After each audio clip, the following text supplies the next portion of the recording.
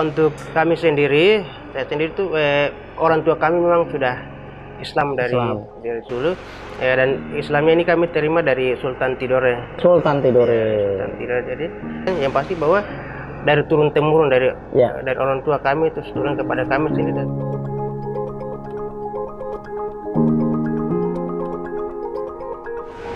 Assalamualaikum warahmatullahi wabarakatuh. Pemirsa BMH TV dimanapun Anda berada, alhamdulillah dapat kembali bertemu di channel yang cerdas menggerakkan ini. Jangan lupa untuk terus mendukung konten yang kami bangun dengan cara like, comment, share, dan subscribe. Edisi kali ini agak spesial, bahkan mungkin sangat spesial karena kami hadir dengan kostum yang luar biasa berbeda dari biasanya. Dan ini karena kita ada di Kampung Kalitami 1, Distrik Kamundan, Kabupaten Teluk Bintuni, Papua Barat. Kita akan berbincang-bincang tentang satu masyarakat Papua yang subhanallah 100% muslim dan telah menjadi entitas muslim sejak dahulu kala, bahkan sebelum Belanda datang. Dan untuk itu kita akan menggali bersama dari tokoh masyarakat yang ada di Kampung Kalitami 1 ini, yaitu Bapak Walid Nabi. Assalamualaikum Bapak Walid Nabi. Warahmatullahi Masya Allah. Bagaimana kabarnya? Alhamdulillah. Alhamdulillah. Sehat selalu ya. Alhamdulillah. Puasa aman ya? Aman. Walaupun cuaca panas, cuaca terik, itu tidak mengurangi semangat. Tidak mengurangi semangat. Alhamdulillah. Mungkin bisa diceritakan sedikit sejarah kampung dari Kalitami 1 ini, Pak Walid Nabi. Silakan. Baik, terima kasih. Assalamualaikum warahmatullahi wabarakatuh. Waalaikumsalam warahmatullahi wabarakatuh. Untuk sedikit sejarah Kalitami 1 ini, dulunya ini satu kampung ya. Satu kampung kita pakai nama satu kampung itu Kalitami. Namun adanya pemekaran, sudah dimekarkan Kampung Kalitami 2. Kampung Kalitami 2 juga mekarkan Kampung Kenara, dan Kampung Kalitami 1 mekarkan Kampung Bibiram, dan juga mekarkan Kampung Kenara mekarkan Kampung Maroro. Ya. Jadi untuk Kalitami 1-nya sendiri ini, yang pasti kampung ini belum ada di sini, belum ada kampung ini. Namun waktu itu masih tinggal di Kampung Bibiram sama Kampung Kenara, Kampung Lama.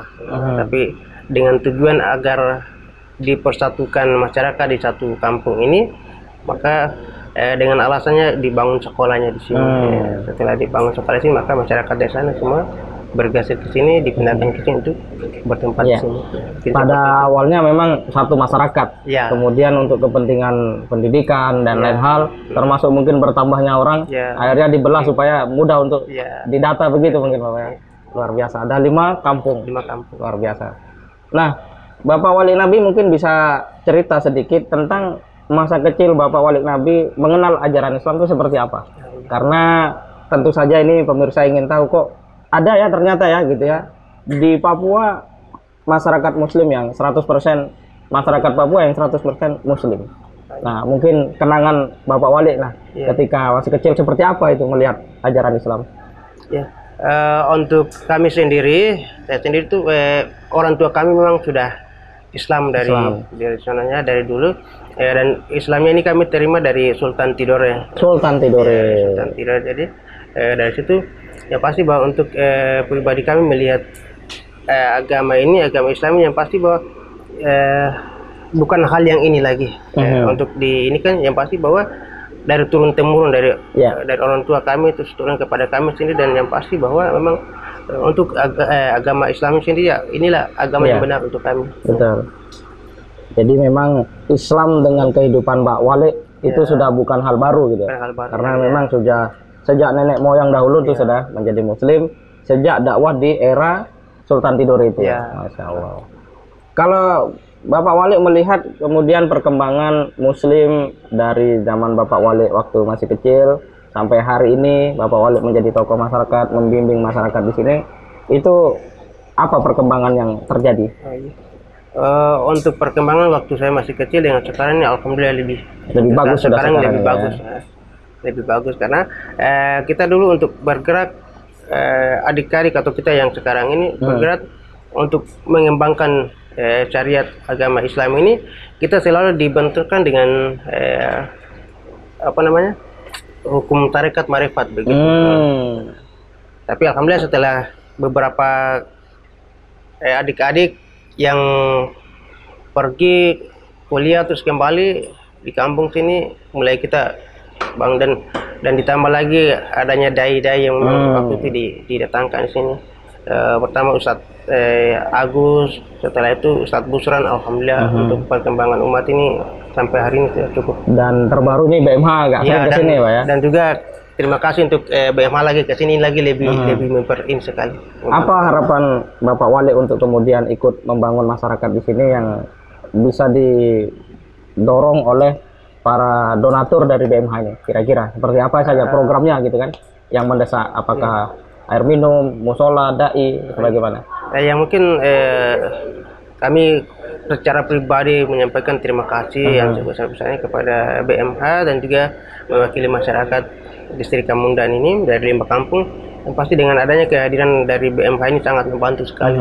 Artinya perencanaan kami yang tadinya kami berpikir harus kemana kami harus menyampaikan program ini, dengan adanya teman-teman dari BMH ini sangat membantu sekali. Yang pasti bahwa pertama untuk pembangunan musola yang insya Allah kita akan kerjakan ini, dan itu salah satu prioritas kami yang memang betul-betul kami rencanakan. Selain itu mungkin di sini ya kita kondisi air minum ya, air minum ini air minum ini memang kita betul-betul mengharapkan sehingga dari program ini berkelanjutan adanya pembangunan itu air minum. Air minum ini sumur bor atau yang lain? Untuk sumur bor kita sendiri sudah pastikan itu kita ngebornya 4 meter ke bawah, lebih daripada 4 meter sudah tidak dapat dasar air lagi.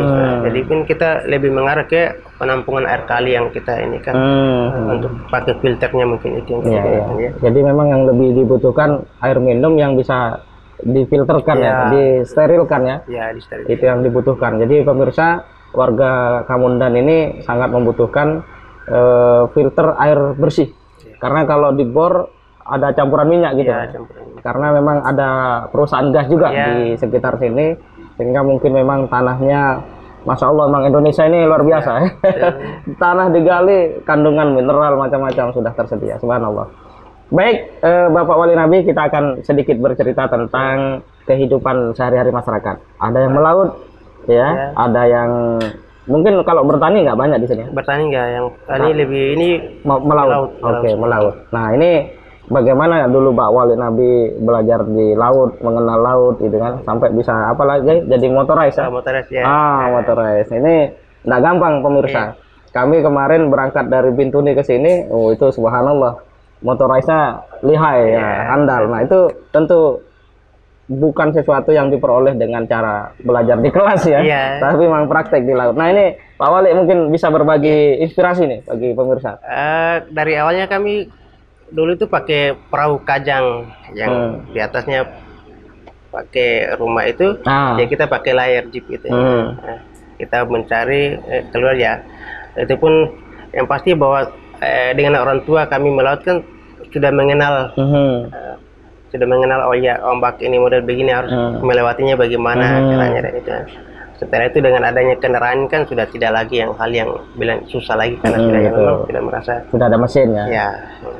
Tapi untuk bisa mengenal laut itu bagaimana? Butuh berapa kali ke laut itu?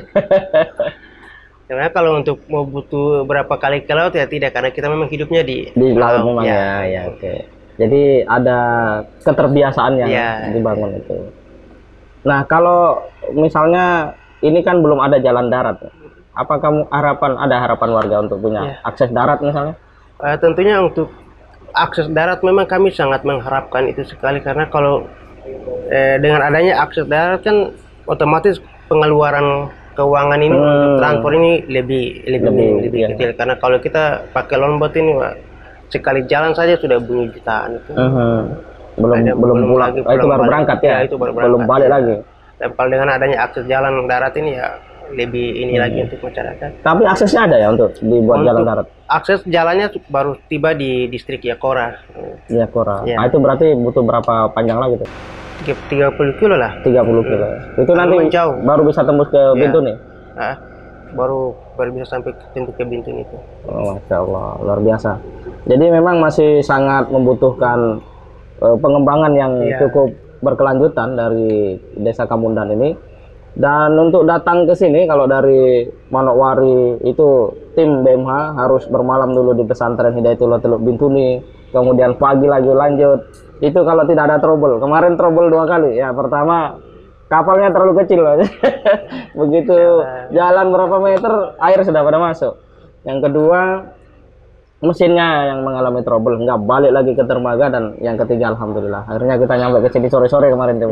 Alhamdulillah. Jadi perjalanannya panjang dan biayanya cukup besar, Pak ya? Ya, cukup besar. Nah, jadi kita juga berharap mudah-mudahan melalui saluran ini ada pihak dari yang bisa memberikan kebijakan, ada akses jalan untuk masyarakat Kamundan ke Bintuni, terus kemana lagi kira-kira? Ke Sorong katanya tidak dekat gitu. Ya, ke Sorong juga dekat. Dekat. Ya, mudah-mudahan walaupun ini jangka panjang, tapi paling tidak harapannya sudah disampaikan. Gitu.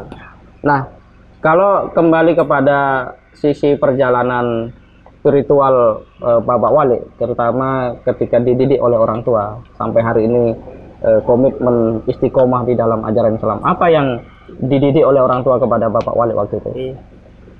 Didikan orang tua aku dulu hanya beliau menyampaikan titipan bahasanya bahwa ingat sholat.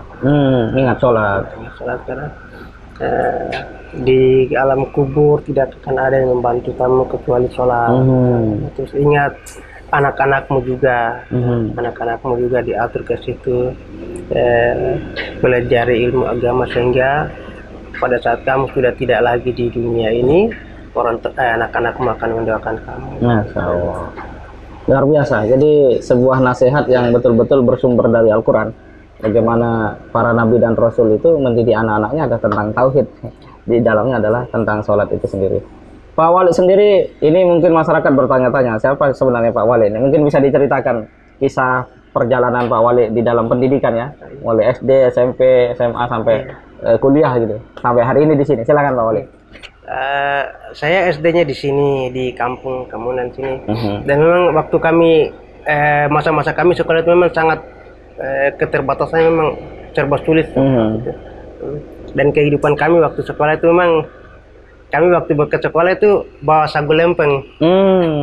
Sagu lempeng. Bekal ya? Ya, bekal. Jadi sampai di sekolah istirahat kami langsung ke belakang sekolah. Waktu ini belakangnya masih pohon-pohon, jadi kami waktu itu hanya hidup kami makan sagu dengan mangi-mangi. Dari situ ya setelah saya tamat SD, saya dilanjutkan di SMP Negeri Bintuni. Setelah di SMP Negeri Bintuni, kami waktu mau cari ijazah SMA itu harus keluar dari kecamatan, harus ke kabupaten waktu itu. Jadi ya kami langsung dikirim ke Manokwari untuk ikut itu pendaftaran SPK itu. Dan memang seperti yang tadi saya sampaikan, untuk pemahaman pengetahuan saya tentang ilmu agama ini, yang pasti memang sudah orang tua sudah menunjukkan di mana kau berada dalam kondisi baik dan tidaknya ingat sholat. Ingat sholat. Waktu SMA-nya apa itu? SPK, Sekolah Pendidikan Kesehatan. Keperawatan ya? Kesehatan itu. Kesehatan. Luar biasa, SPK ya. Waktu itu pilihan sendiri atau ada yang mengarahkan? Jadi waktu itu memang ada pengalamannya juga memang saya dapatkan waktu itu. Jadi kami waktu itu Bapak sempat sakit. Bapak waktu itu sempat sakit. Kami sempat cari-cari petugas perawat. Pergi minta dengan alasan bilang ada sibuk.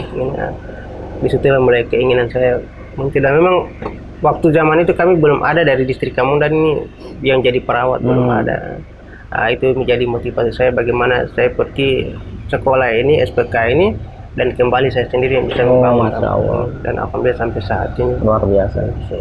Terus sempat kuliah di Akademi Manokwari? Akademi Kesehatan? Ya, Keperawatan Manokwari. Keperawatan Manokwari. Akper ya? Akper Manokwari. Subhanallah, luar biasa. Jadi terakhir ini Bapak Wali, apa pesan Bapak Wali untuk anak-anak muda, anak-anak generasi di Kamundan ini agar dia bisa membangun kampung ini? Untuk adik-adik Kamundan, yang pasti bahwa ini Kamundan ini tempat kita, tempat kelahiran kita. Dalam situasi kondisi apapun, yang pasti bahwa kita berhak untuk membangun kampung ini. Namun kalau untuk membangun kampung ini dengan kondisi kita yang saat ini belum menyiapkan diri, belum memiliki SDM yang mampu kita untuk membangun, otomatis tidak. Ya tentunya untuk menjadi manusia yang betul-betul siap dipakai, otomatis kita harus berusaha keluar.